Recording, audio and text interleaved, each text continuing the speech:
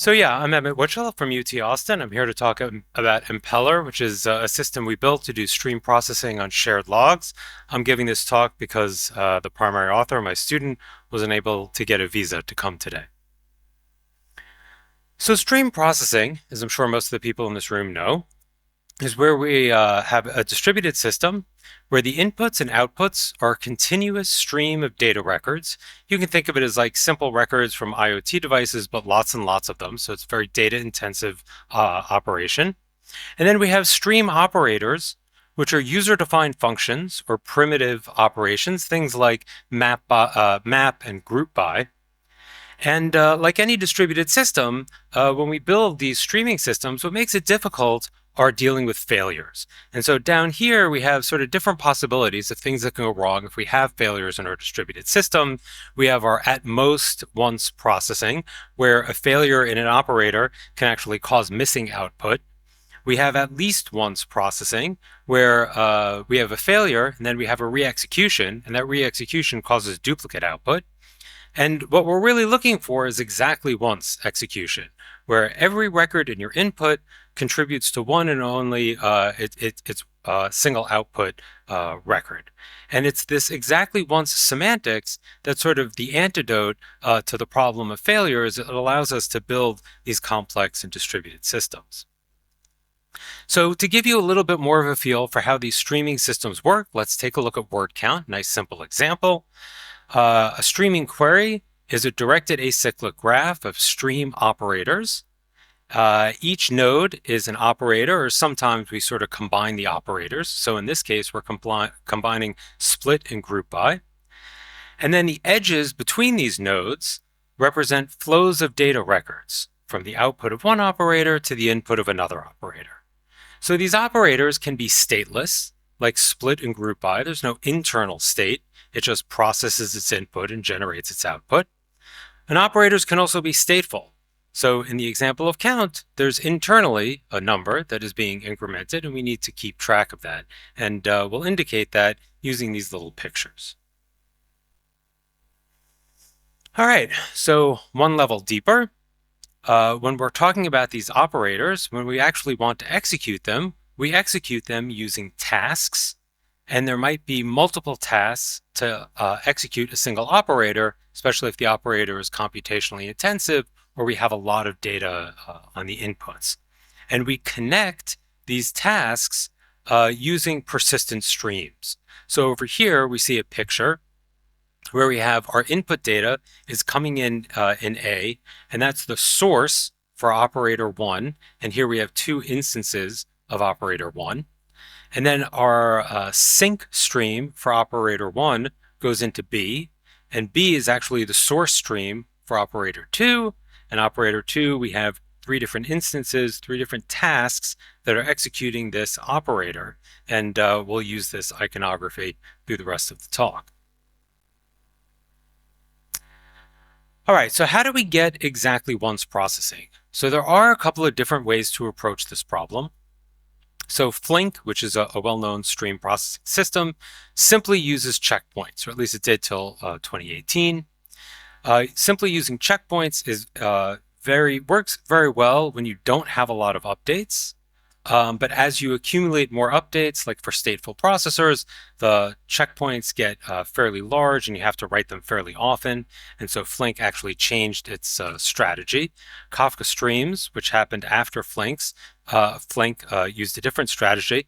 Kafka Streams is a stream processing framework that is built on the Kafka persistent queue, but it is a different system. And so what Kafka Streams does is it uses checkpoints, just like Flink, but then it logs incremental updates into these streams because that's more efficient than simply rewriting the checkpoints over and over again. Unfortunately, it does create a problem, and that problem is that in order to do recovery, we need to do a consistent update to multiple streams at once.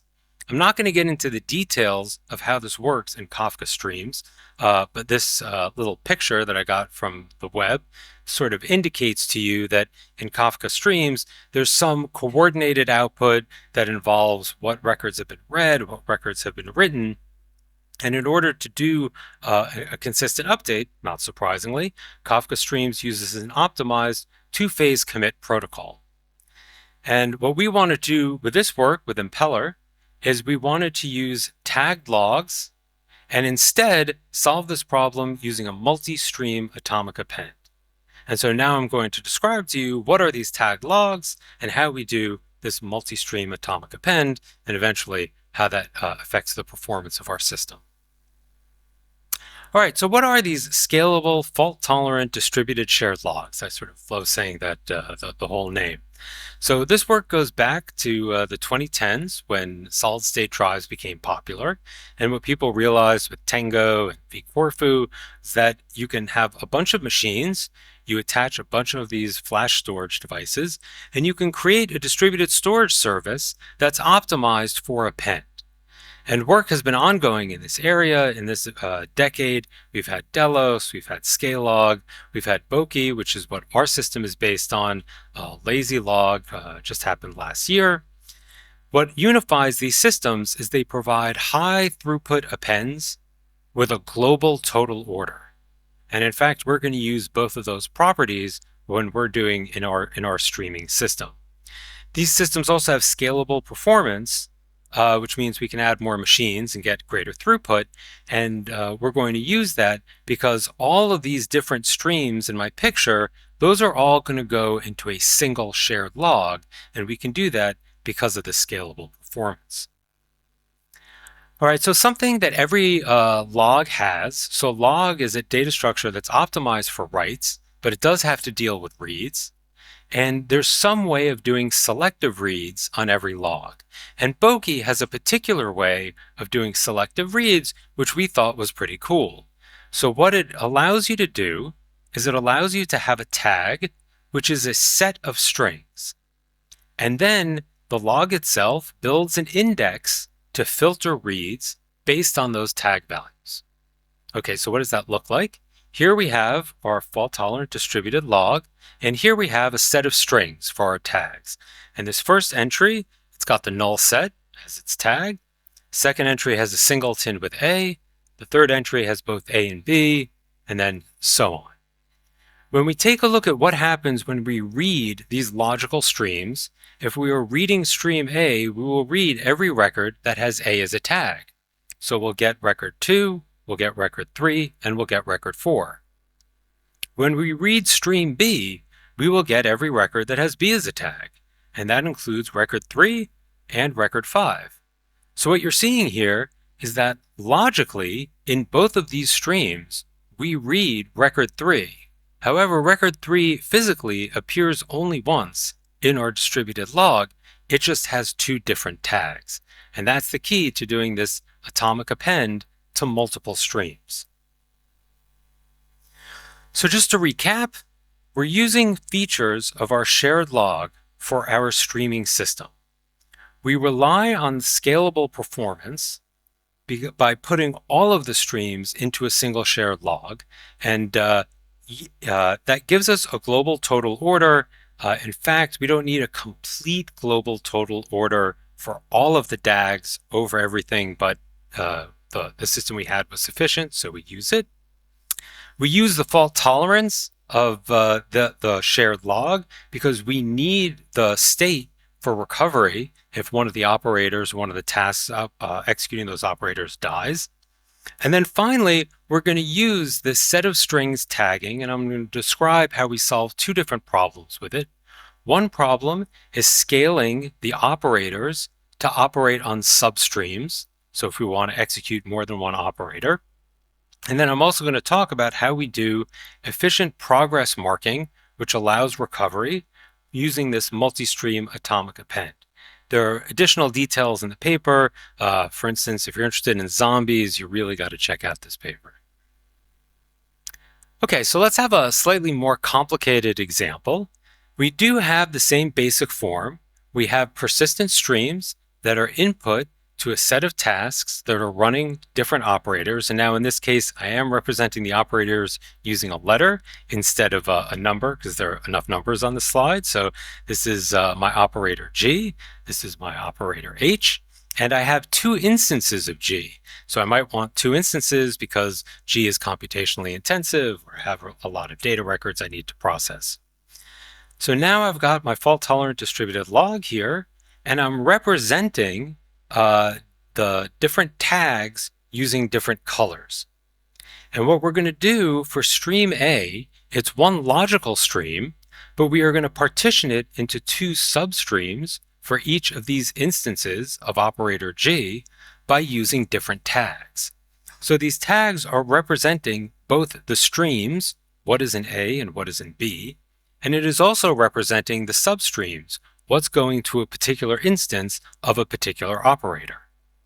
And in this case, all of stream A is the source stream for operator G, and then stream B is the single sync stream for operator G, and it's the single source stream for operator H. All right, so how do we get our fault tolerance using progress marking in this system?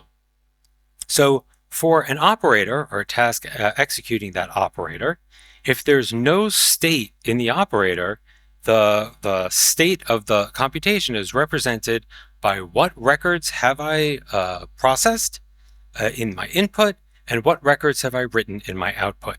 So we need the source range and we need the sync range. And the progress marker is going to contain these ranges so that if we have a fault on recovery, we can read the progress marker and say, okay, we have exactly once execution for this range of input and for this range of output. And if there is no progress marker, we're going to disregard those records when we recover. The progress marker has this funny color because it is marked, it is tagged with both the sync and the source stream. So this progress marker, the single record, appears when you are reading the source stream. It also appears when you are reading the sync stream. And in that way, we are atomically appending it to both streams with a single write with multiple tags. Now, in the case of stateful operators, it gets a little bit more complicated because we have to keep track of the state of the operator itself. We also write that to a logical log that we call the change log. So we have a logical stream. So we have the change log stream in addition to the sync stream. But the process here is really the same. The point of the progress marker is to say, I have processed this range of source. I have generated this change log of updates due to my operator, and I have this range in my sync stream. Now the progress marker has three tags. It is going to appear in reads of the source stream, of the sync stream, and the changelog stream. Okay, we can actually optimize what our progress marker contains. We could cut its size in half because we don't need to explicitly represent the entire range of inputs and outputs. In fact, we can get away with the end of the input and the beginning of the outputs. How can we do that? We can use the progress marker itself as a limitation, or as a delimiter. So for the source stream, we're going to start at the previous progress marker, which is not explicitly represented on the slide. And of course, it has a tag for the source stream, so it shows up in reads of the source stream. This progress marker is going to mark the end of those source records that have been processed, and then it is going to represent the beginning of the sync stream and the beginning of the changelog stream. The end of both of those streams will be represented by this progress marker itself, which of course has the tag for the changelog stream and for the sync stream, so it shows up in those reads. And in that way, we can cut the size of our progress markers in half. We write these things frequently, so it's worth the optimization. There are some additional details in the paper. I'm not going to get into everything here. producers can fail and be resumed. They create records in the stream that are then disregarded. There are some other mechanisms we need to disregard certain outputs. Duplicate output is rejected via monotonic sequence numbers. Lots of interesting details in the paper. All right, so we did all this work. What does it actually look like in practice when we evaluate it? We ran on AWS. We got some nice machines. Our streaming system is a distributed system with 13 nodes that we sort of distribute in a reasonable way. We also configured Kafka streams with the same amount of hardware. And in systems, our sort of gold standard often is end-to-end performance between independent systems, independently developed systems. And that's great. The problem that we had in our case is that, but frankly, we sort of beat the pants off of Kafka streams for a lot of cases. And so we wanted to dig in to figure out where these performance wins were coming from, sort of what was essential and what was accidental. And it was really complicated. We spent months sort of designing micro benchmarks and doing profiling, and it was really hard to tell exactly where these performance wins were coming from. So in addition to doing the end-to-end comparisons, we also just said, you know what? We'll take the Kafka streams transactions, two-phase transaction protocol, we'll implement it within Impeller so that we can get a much more apples-to-apples comparison. And while we're at it, we'll also do checkpointing, which is what Flink uses, so we can do a direct comparison. So we use the Nextmark queries, which simulates an auction site with high volume stream of new users, auctions, and bids. Query 2 is a simple one, which only has stateless operators. We're just doing some filtering. And in this case, you can see we have different increasing levels of input throughput. And then we have the event time latency, which is the end-to-end latency for these records. And for all of our options, Impeller, Kafka streams, doing checkpointing, doing Kafka streams transactions, for the median latency, it's all good. This is sort of the simplest case. Even though here for the 99 percentile latencies, so our tail latencies, you can see that Kafka stream starts to suffer as the input throughput gets high. And you can also see that the checkpointing interval, the checkpointing that we do also starts to eat into the tail latency. And even the, even the Kafka streams two-phase transaction is not as good as Impeller. For a more complicated query like Q5, the performance of Impeller really dominates Kafka streams. So Kafka streams is in red, and you can see that Impeller has, remains useful for like twice the input throughput range. So especially when we're talking about tail latency, Kafka streams sort of gives up the ghost quickly. And then also, even if we do the Kafka stream transactions within Impeller, we pay a real price for that. The other thing that we sort of wanted to quantify is Impeller is writing all these progress markers in order to enable recovery. What if we just give up fault tolerance? So if you give up fault tolerance, you do gain something in tail latency, but we're pretty close to the ideal. All right, and the final measurement I want to give you is we just wanted to zoom in on this distinction between using two-phase commit and writing things with an atomic append. And as you reduce the progress marking interval, perhaps not surprisingly, once you hit about 40 milliseconds, which is fairly quick, but that gives you a fast recovery time, the performance of these two approaches diverges even on a very simple stateless query, even on the median latencies, and also you really see it show up in the P99 latencies. So I'd like to thank the co-authors, my co-authors on this work, and I'd like to take any questions that you have.